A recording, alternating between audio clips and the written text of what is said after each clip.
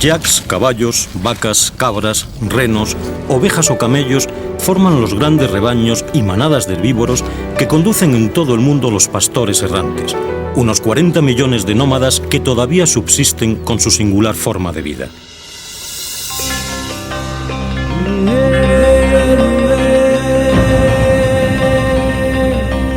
Aunque no se sabe con certeza, es probable que el hombre fuera sedentario en sus orígenes.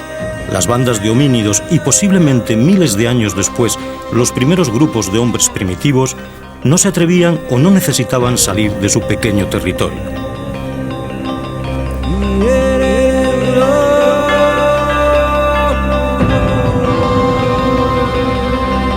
Tendrían que pasar varios milenios para que el hombre, una vez afianzado en su entorno, fuera capaz de aventurarse por tierras cada vez más lejanas, decidiese explorar lo que había más allá del horizonte.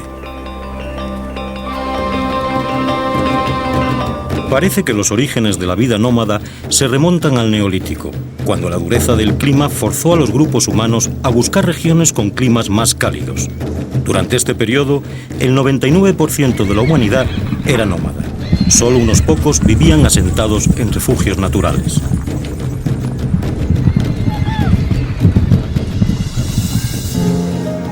El hombre comenzó a domesticar algunos herbívoros como el caballo, que utilizaba para conducir el ganado de unos pastos a otros según las estaciones del año. Estos viajes contribuyeron decisivamente a la difusión de ideas, creencias y culturas. Gracias al caballo, los pueblos nómadas fueron capaces de fundar y consolidar algunos de los mayores imperios de la historia, como el de Gengis Khan, Saladino o Atila. A principios del siglo XX, los nómadas comenzaron a estar amenazados por los pueblos sedentarios de agricultores que vallaron y roturaron las tierras por las que tradicionalmente pasaban. Actualmente, los diferentes gobiernos tratan de sedentarizar a los últimos nómadas que siguen manteniendo su vida errante, su viaje eterno. Representan un problema. Atraviesan fronteras y no entienden de soberanías. Su mundo no tiene límites, nunca los tuvo, y eso parece que hoy en día es inaceptable.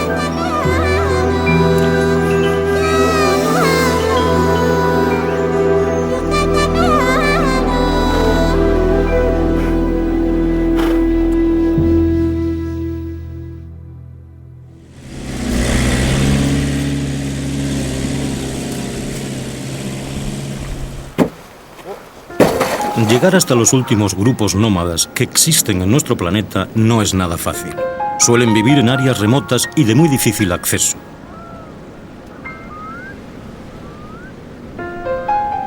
Nuestro viaje hasta los Satan, en el sur de Siberia, era un claro exponente de ello. Los ríos estaban todavía helados y no sabíamos con certeza la resistencia que tenía el hielo. Los todoterreno que llevábamos iban muy cargados. Pesaban más de 3.500 kilos y corríamos el riesgo de quebrar la superficie y quedar atrapados en las gélidas aguas del río.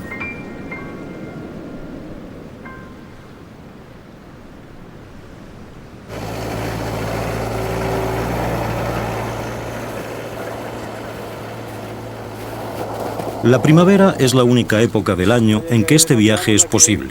La nieve ha desaparecido y el hielo de los ríos permite atravesarlos. Al no existir puentes, una vez que se descongelan, es imposible el paso.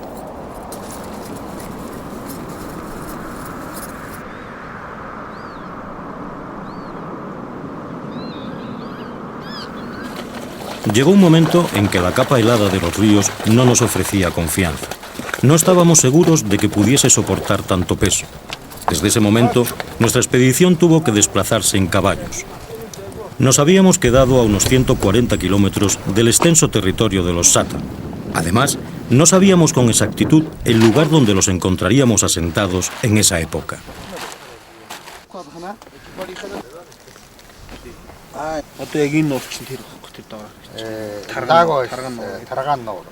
Mañana convendría que dos salieran antes que nosotros, para que buscaran dónde están los Satan.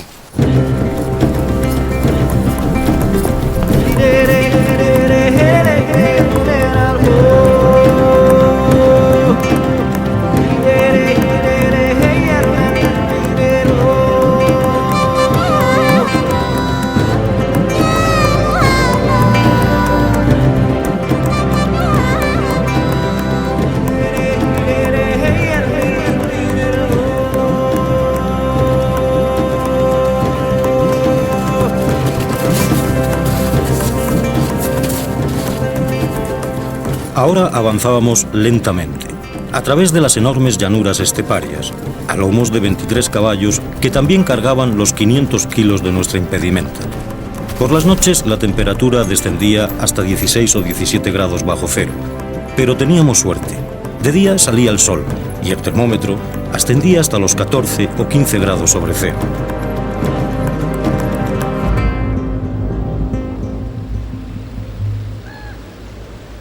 Al tercer día de marcha encontramos el primer rastro de los Satan, un campamento abandonado.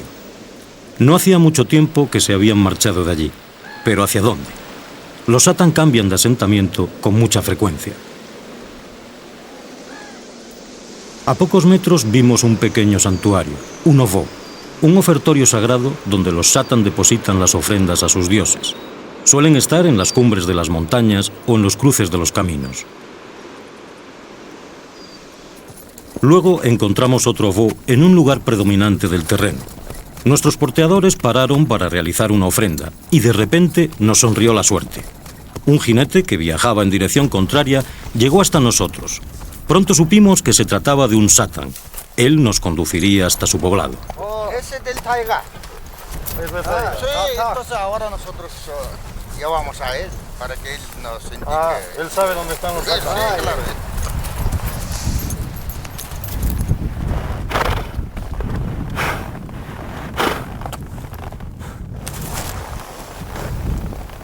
Es costumbre que los viajeros se detengan ante los ovó y realicen una pequeña ofrenda para asegurarse la buena suerte.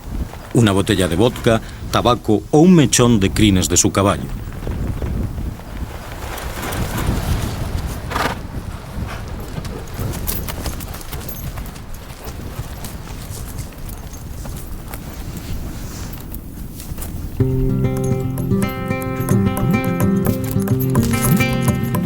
Reanudamos la marcha junto a Hakambat, nuestro nuevo amigo Satan, que nos llevaría directamente a su poblado en la taiga.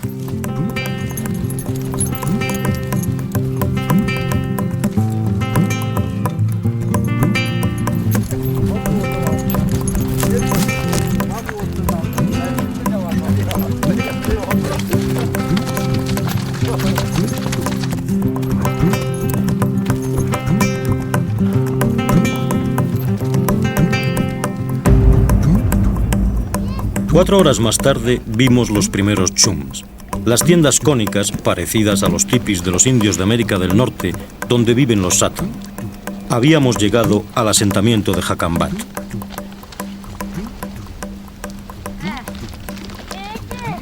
Las mujeres regresaban con los rebaños de renos que habían pasado el día pastando en el monte. Los Satan también son llamados el pueblo de los renos. No en vano toda su existencia se basa en ellos.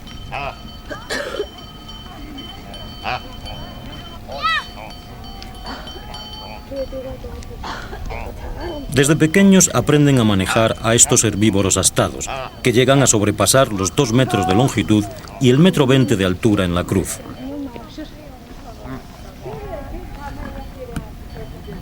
Lo primero que nos llamó la atención fue el cariño con que los adultos trataban a los niños.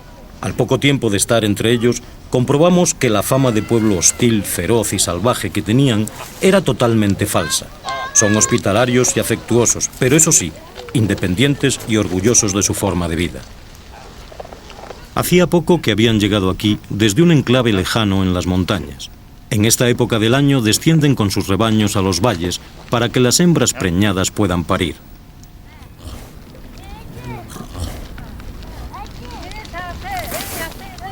Una peculiaridad de los renos es que lo mismo hembras que machos desarrollan la cuerna, aunque la de las hembras es más pequeña.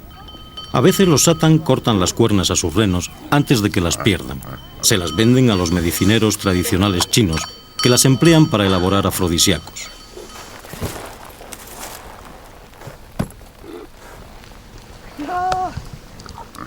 No son ágiles ni rápidos, pero se han adaptado a soportar temperaturas muy bajas y son tan fuertes que pueden ser ensillados y montados o utilizados como animales de tiro.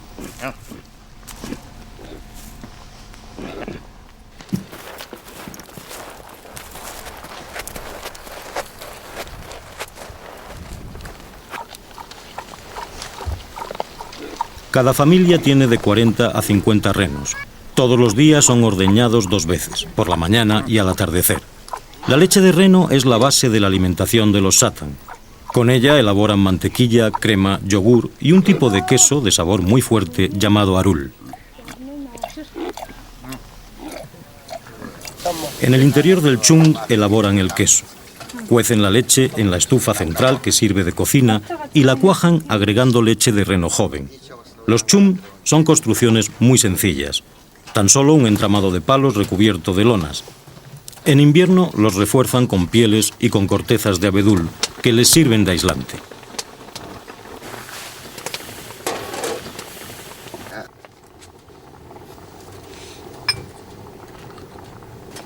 En estas tiendas, los satan soportan uno de los climas más extremos del planeta. De 50 grados bajo cero en invierno, pueden llegar hasta los 40 grados sobre cero en verano.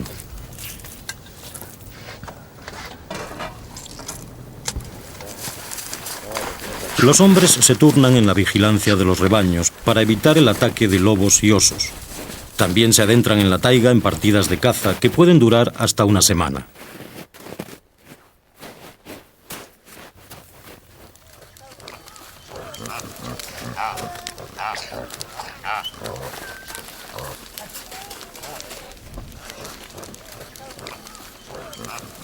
Poco después del amanecer, las mujeres sueltan a los renos que enseguida suben al monte donde pasarán el día pastando. Los satan siempre acampan cerca de la nieve. Los renos tienen unas pezuñas muy frágiles y cuando caminan por terreno seco suelen hacerse heridas que se infectan y a veces se complican de tal manera que llegan a ocasionarles la muerte.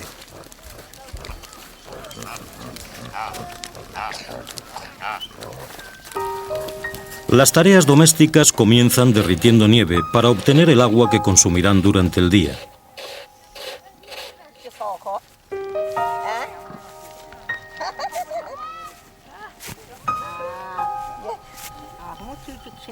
El hábitat de los satan es muy remoto y la mayor parte del año permanecen aislados por la nieve. Por eso son casi autosuficientes. Prácticamente todo lo que utilizan lo fabrican ellos mismos con los recursos que tienen. Hasta las cuerdas para atar el ganado las confeccionan trenzando crines de caballo.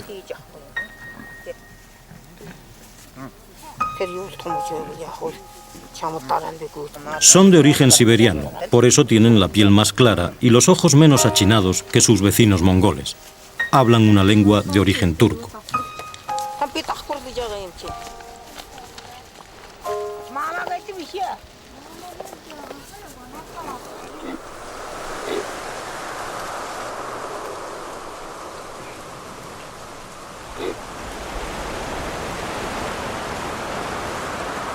Las primeras nevadas de septiembre ponen fin al periodo estival. Ahora deben de prepararse a conciencia para pasar el terrible invierno. Hacen acopio de leña y de hierba para alimentar a sus rebaños y sacrifican a los renos necesarios, empezando por los que estén enfermos. Luego secan la carne que les servirá de alimento hasta la primavera.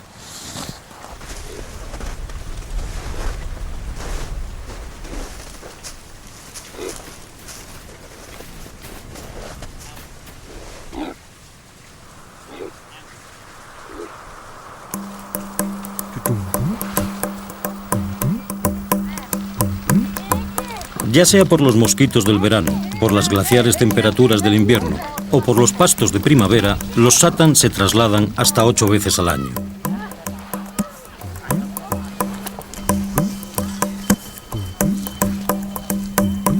Montar o desmontar los chums es una operación sencilla en la que participa la familia entera. Normalmente se trasladan varias familias al mismo tiempo, ayudándose unas a otras.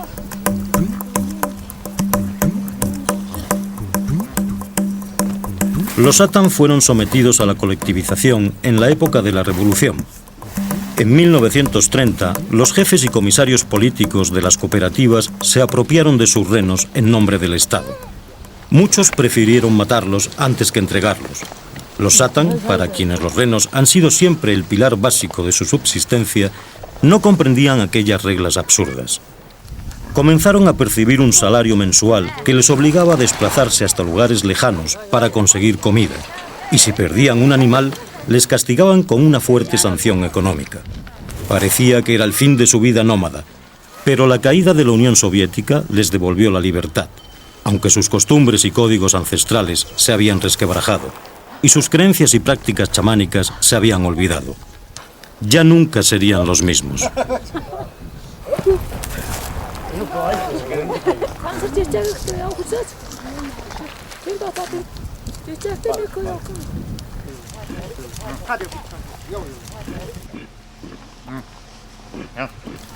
Nuestro amigo Hakan Bat y su mujer Boiná emprenden una vez más el camino al interior del bosque boreal con su casa a cuestas. Ya quedan pocos satan nómadas. Se calcula que habrá unos 400 entre el sur de Rusia y el norte de Mongolia. Es una forma de vida que se acaba. Un pueblo noble y hospitalario que vive en el olvido y que está condenado a desaparecer.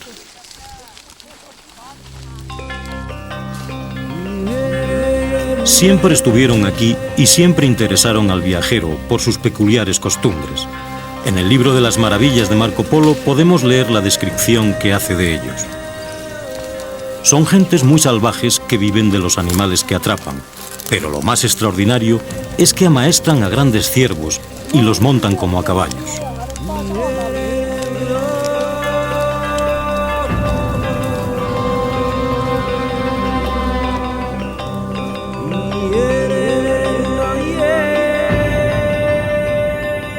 En pocos días, las demás familias se irán trasladando al interior de la taiga. Nosotros habíamos terminado nuestro trabajo e iniciábamos nuestro también viaje nómada de regreso. Pero una parte de nuestro corazón se quedaba allí, junto a nuestros amigos los satan, el pueblo de los renos del gran bosque boreal.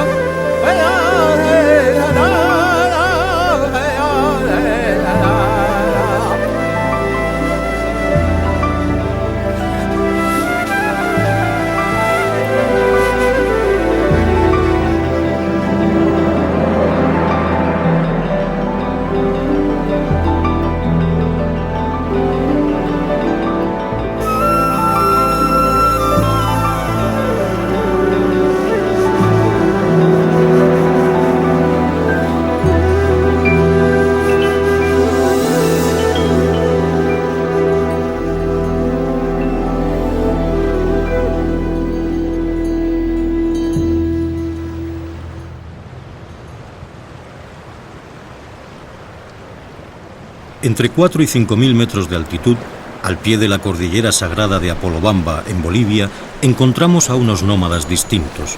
Ellos no conducen rebaños ni viven del pastoreo. Son grandes maestros, médicos tradicionales, herederos del conocimiento del gran Tahuantinsuyo, el imperio inca. Son los Cayaguayas, que recorren miles de kilómetros con la suprema misión de curar a los enfermos.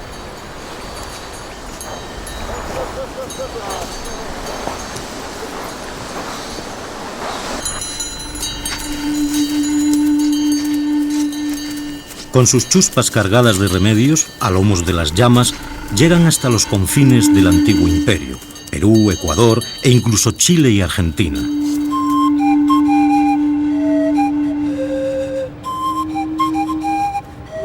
Salen desde aquí, desde la provincia boliviana de Bautista Saavedra, dominada por la cordillera de Apolobamba y el sagrado nevado de Acamani, donde mora Achachila, el abuelo, el espíritu ancestral Cayaguaya.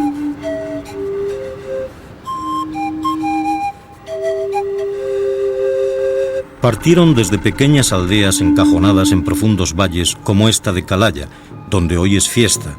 Esperan una caravana de cayaguayas que partió hace 2 meses. Ayer los vieron bajar de los nevados y los habitantes se han reunido a las afueras para recibir a sus maestros, que ya descienden entre la niebla.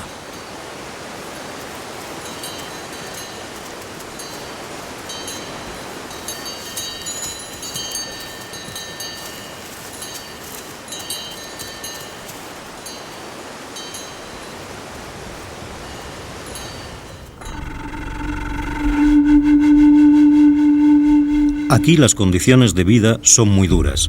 La agricultura es muy pobre.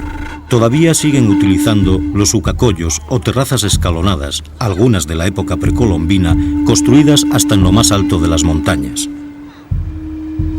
Las aldeas, diseminadas por los numerosos valles de la región, están muy mal comunicadas. La mayoría son tan solo una agrupación de casas de piedra con tejados de paja. En casi todas hay enfermos que esperan la llegada de los médicos.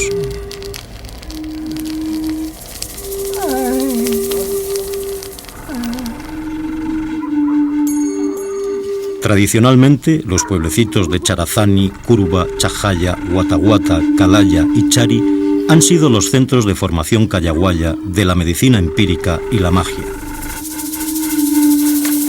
Nosotros llegamos a Charazani tras un tortuoso viaje. Los estrechos caminos de tierra que transcurren por las laderas de las montañas estaban cortados por los derrumbamientos que ocasionaban las lluvias. A veces tardábamos horas en despejarlos.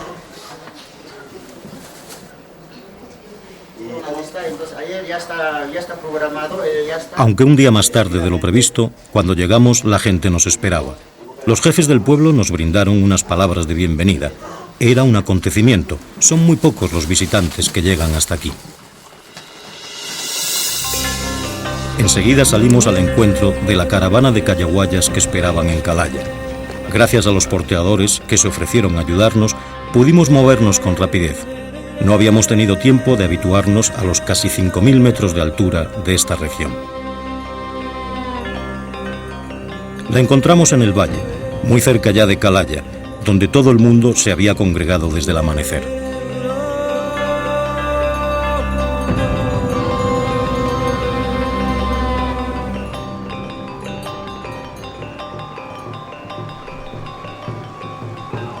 Los viajes no exceden casi nunca de los 6 meses. En el año nuevo siempre están de vuelta. Sin embargo, los callaguayas de Curva a veces realizaban viajes de hasta 3 años de duración.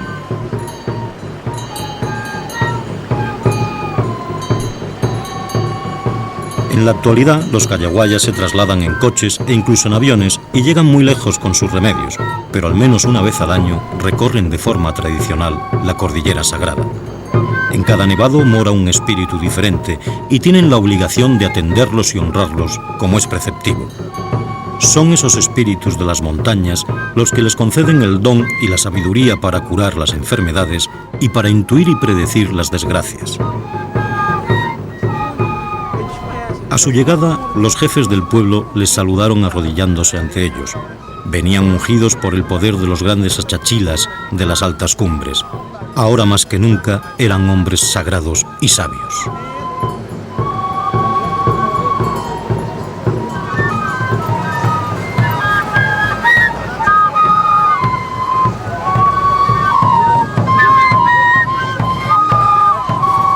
Tras los saludos y las danzas de bienvenida, comienzan las bendiciones con alcohol y los preparativos de la mesa para ofrendar a la Pachamama, la Madre Tierra. Las mujeres se sientan en corro a cierta distancia de la mesa ceremonial, como lo manda la tradición. Ellas no pueden intervenir directamente en el ritual. Solo los hombres tienen la facultad de tratar con los dioses.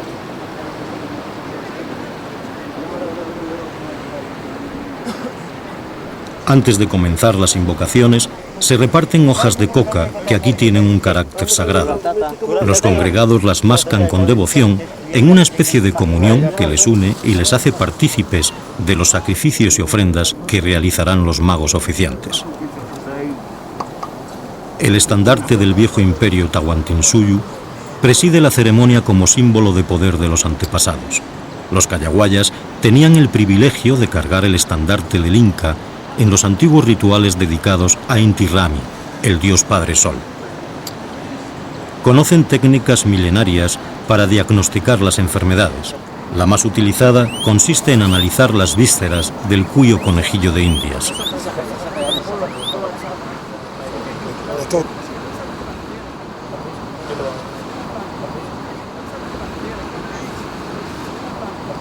Una vez pasado por el cuerpo y la cabeza del paciente, creen que el cuy absorbe los males que padece. Inmediatamente, el oficiante le disecciona en vivo y analiza sus entrañas para determinar la causa de la enfermedad y la prognosis.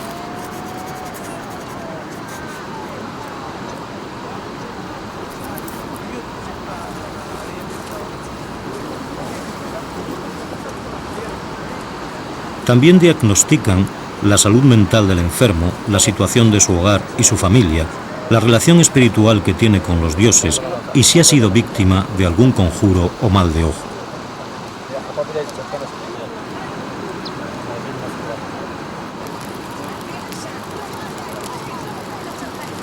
Los cayaguayas emplean en sus rituales un idioma esotérico llamado Machadhuyay. Su origen es incierto, aunque se suele identificar como el idioma secreto de los incas.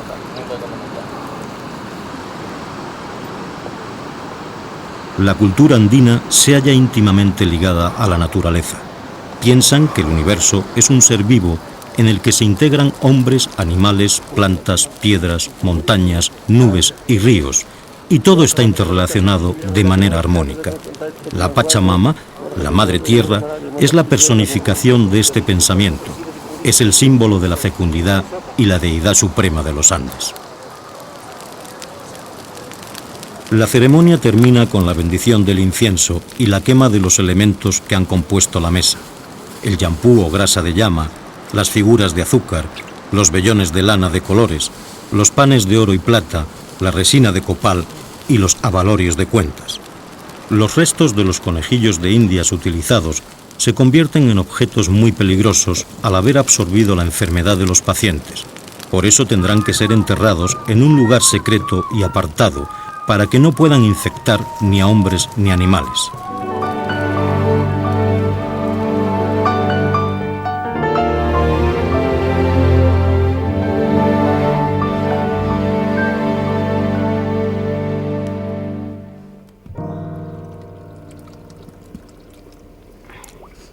Al caer la noche, la gente vuelve a sus casas y espera la visita de los curanderos.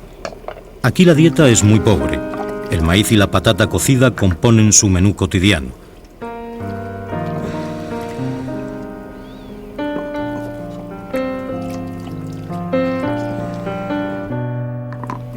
Las viviendas suelen tener una sola estancia.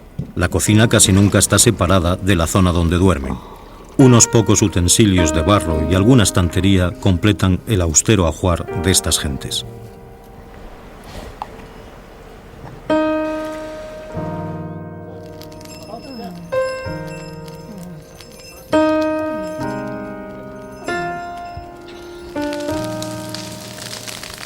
Según la dolencia de cada enfermo y si su etiología es mágica o física, las ceremonias de curación se realizarán a la luz del día o en la oscuridad de la noche. El fuego es muy importante para invocar y solicitar la ayuda de los poderosos espíritus que son capaces de deshacer los hechizos. También es imprescindible para purificar y proteger a los médicos de las enfermedades y sortilegios que van a tratar. Apo Dios tataico, Dios yaya cordero. Apo tataico, cuya payahuaico. Apo tataico. Ay, ay, ay, ay, ay, ama. Ya está. Ay, ay, ay, ay, ay, ay, ay. Mientras, bajo el influjo de la luna, otro grupo de cayaguayas realiza ofrendas de fetos de llama a los achachila para que les ayuden a recolectar las plantas medicinales que utilizarán al día siguiente en las curaciones.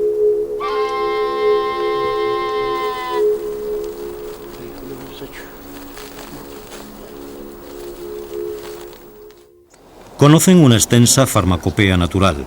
Preparan sus medicinas con raíces, hojas, cortezas, minerales sulfurosos de los volcanes andinos y sustancias animales deshidratadas.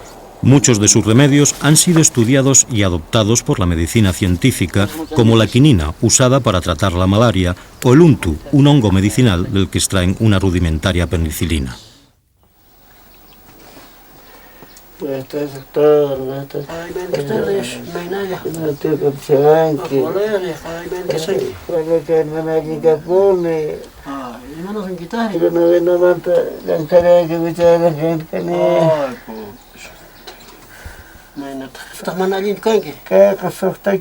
Normalmente, cuando llegan al pueblo, organizan las consultas en alguna casa de fácil acceso para los enfermos. Aparte del CUI, realizan sus diagnósticos comprobando el pulso del paciente y otros aspectos externos. La conversación con él es fundamental. Por la descripción de los síntomas y sus hábitos, sabrán si el origen del mal que padece ha sido causado por algún conjuro. Mana alimanto kaspichoy ko amen Jesús kuna kay alin ki gay mobiliario ki samay ki kay kimsata ya hasta kuna hinap tiare hermanos en guitarra. Cada enfermo les lleva un atillo de hojas de coca. Los curanderos las utilizan para asegurar su diagnóstico.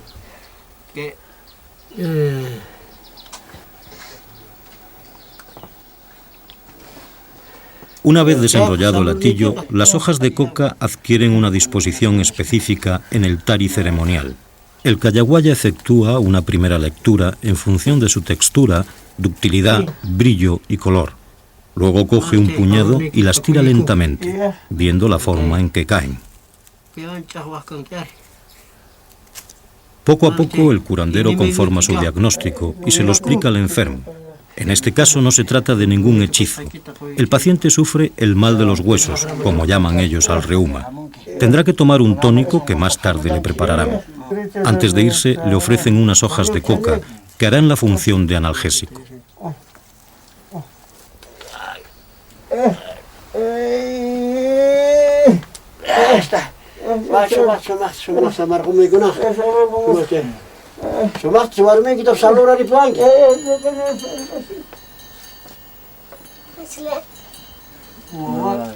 Buenas tardes, señor. Necesitaremos que echar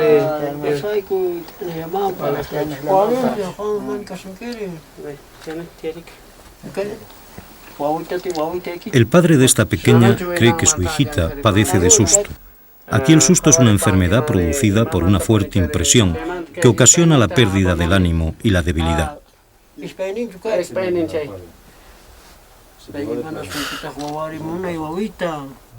Les ha traído un frasco con orín de la niña. Es otra manera de realizar sus diagnósticos, a través de la orina. A veces mezclan el orín con golpa, es decir, sulfato de aluminio, que produce una efervescencia susceptible de estudio y análisis. Otras veces les basta con observar el color.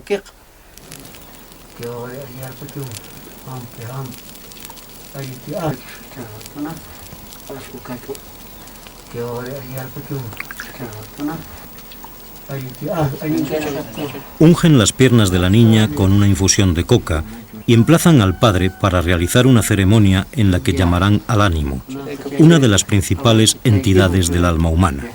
Tendrán que utilizar hojas de coca, incienso, copal, clavel y azúcar, lo necesario para invocar al dios del rayo.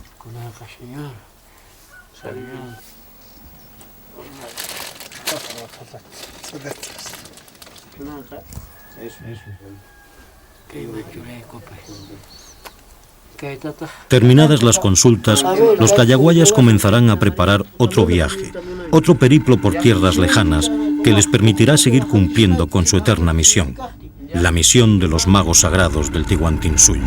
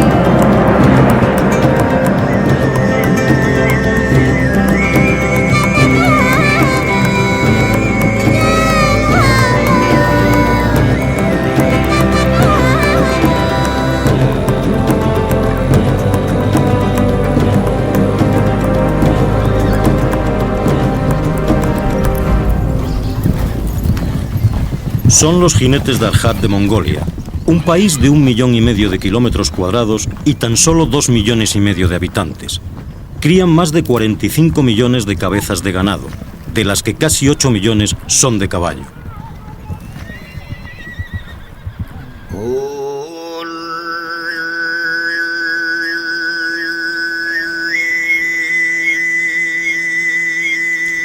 Mongolia es una tierra de nómadas. Han vivido aquí hace miles de años, defendiéndose de uno de los climas más duros del planeta, en sus casas portátiles, los ger de lonas blancas, que resaltan en el paisaje de la taiga siberiana septentrional o en el inmenso desierto del Gobi meridional. En una región de transición entre el Reno del norte y el Camello del sur, soportando los vientos gélidos de los inviernos de intensas nevadas a 40 grados bajo cero y el calor de los tórridos, aunque efímeros veranos, a más de 40 grados sobre cero.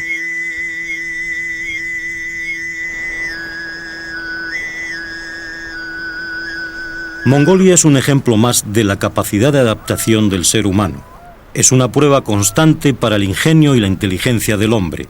Es una lucha sin tregua contra un medio hostil que no permite errores.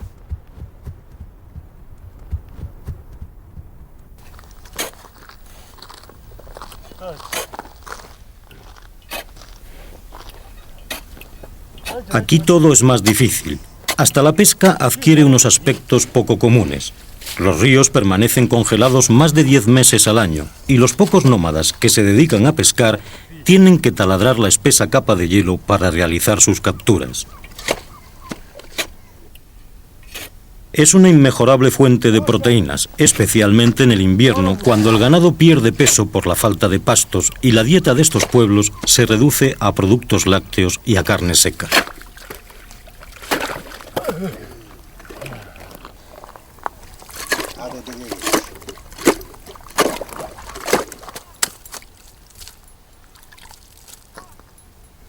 Una vez perforado el hielo, introducen sus sedales en el agujero y esperan a que los peces acudan al engaño.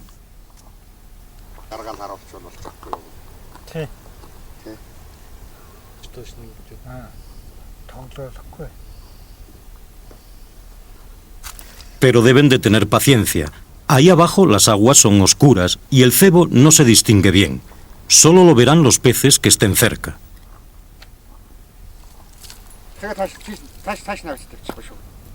Hubo suerte. Ha picado un suculento blanco de Darhat, uno de los peces más apreciados de Mongolia. Su carne es blanca y no sabe a cieno. Hoy podrán preparar un buen guiso de pescado.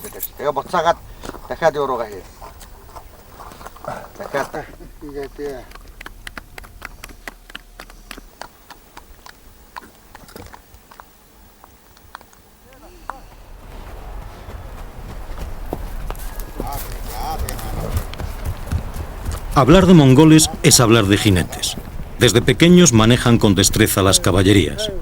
Ahora se empiezan a ver algunas motos, pero en el país no existen carreteras y el caballo sigue siendo el único medio de transporte.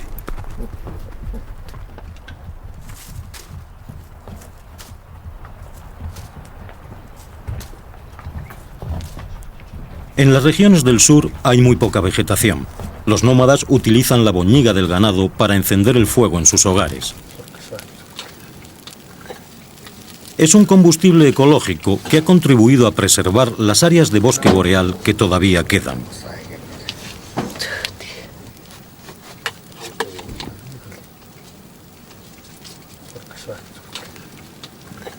Los ger son confortables y acogedores. En el centro se coloca el fogón, que a manera de salamandra calienta el ámbito interior.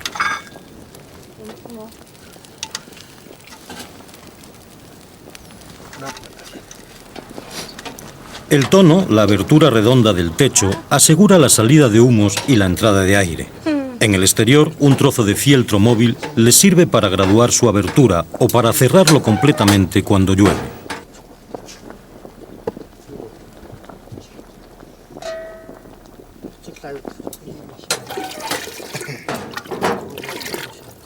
Con la leche, ya sea de cabra, yak, vaca o yegua, elaboran quesos, mantequilla, nata, yogur y el tradicional té que hierven en leche, la bebida cotidiana de los nómadas mongoles.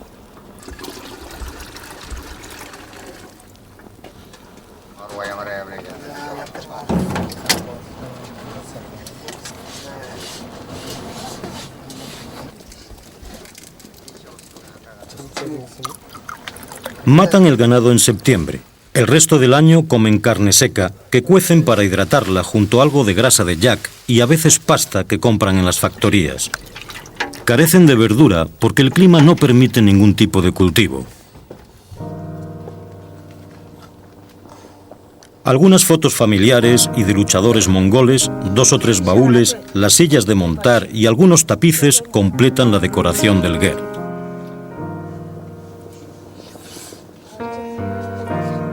Arriba, colgando en el centro del tono, siempre hay un pañuelo azul que les protege. Es un amuleto que representa a los espíritus familiares.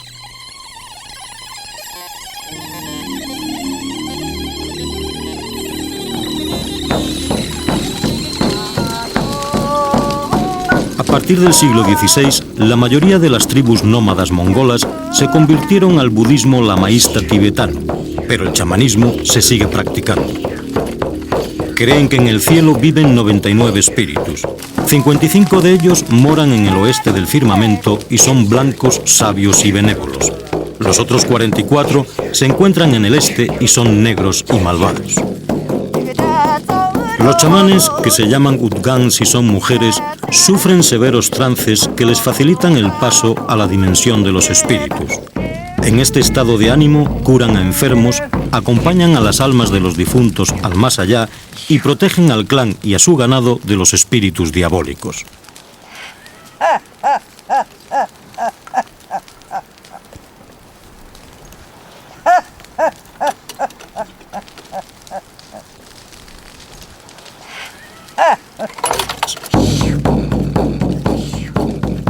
El elemento principal en las ceremonias chamánicas es el tambor de piel de cabra, el tambor de paz, como es llamado. La enorme baqueta con la que se tañe personifica al caballo volador que transporta el alma de los chamanes al reino de los muertos para luchar contra los demonios.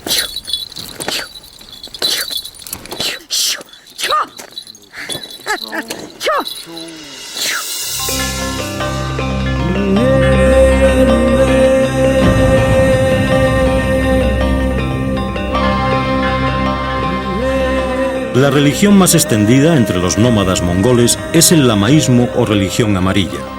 En cualquier rincón del país se pueden encontrar pequeños monasterios donde a veces solo vive un monje lama que dedica su tiempo a la meditación y la oración.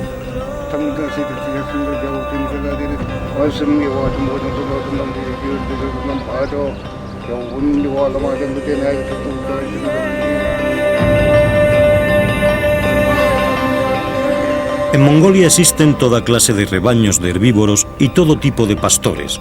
Incluso en las regiones más frías del norte hay manadas de camellos que se han adaptado a las temperaturas glaciares del invierno.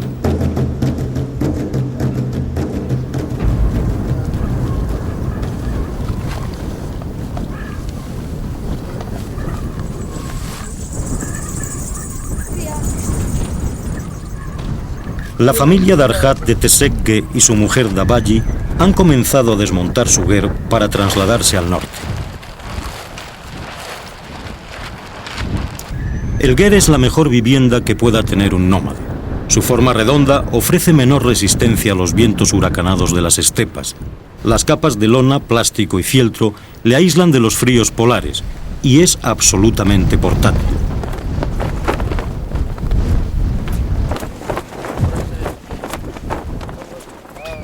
En esta época, antes de que termine la primavera, la mayoría de los nómadas de Mongolia se mueven. Cientos de miles de familias organizan sus caravanas y se trasladan hacia el norte para que su ganado pueda engordar con los nuevos pastos y adquieran las reservas necesarias para soportar el duro invierno.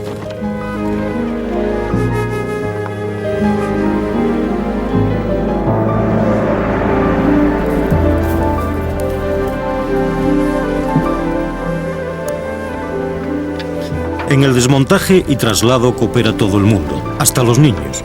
Normalmente también ayudan algunos vecinos de los ger cercanos.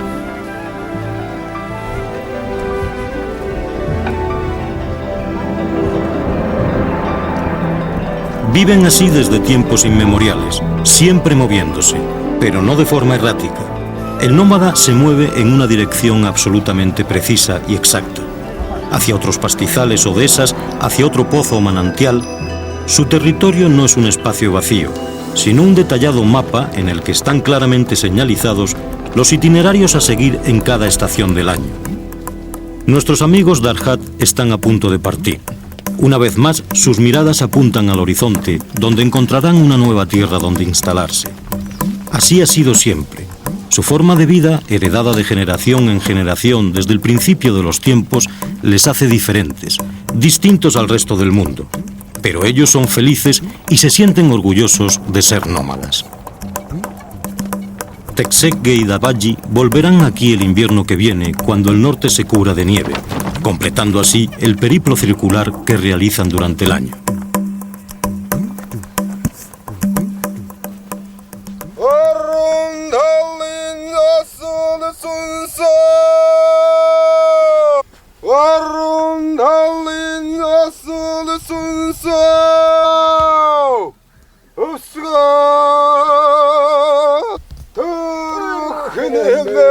Aparte de las carreras de caballos, el deporte nacional es la lucha mongola. Tras honrar a los jueces con la danza del águila, los luchadores se agarran de los brazos y tratan de derribarse. El combate cesa cuando uno de los dos cae y planta su espalda en el suelo o las palmas de las manos.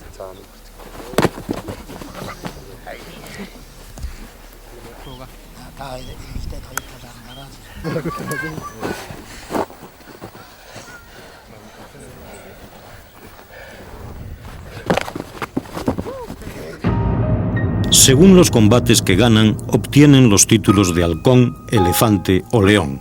El luchador más renombrado de Mongolia recibió el título de poderoso gigante invencible.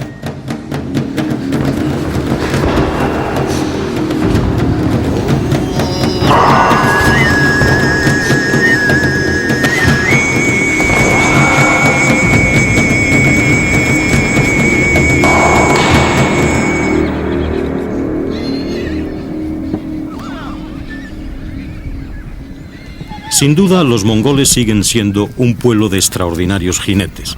Sus pequeños caballos son los más duros y resistentes del mundo. Todavía quedan caballos salvajes en Mongolia que son atrapados con las hurdas y domados como hace siglos.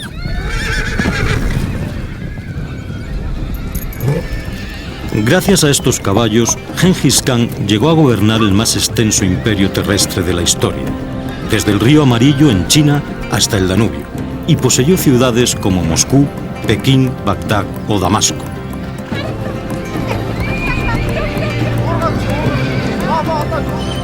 Los exploradores de su ejército podían viajar 150 kilómetros diarios. La horda les seguía fraccionada en divisiones de 10.000 guerreros.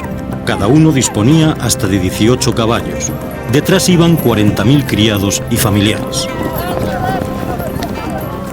Marco Polo nos habla de ellos. Son guerreros feroces que pueden pasar 2 días y 2 noches a caballo. Duermen sobre él y llegan a alimentarse de su sangre.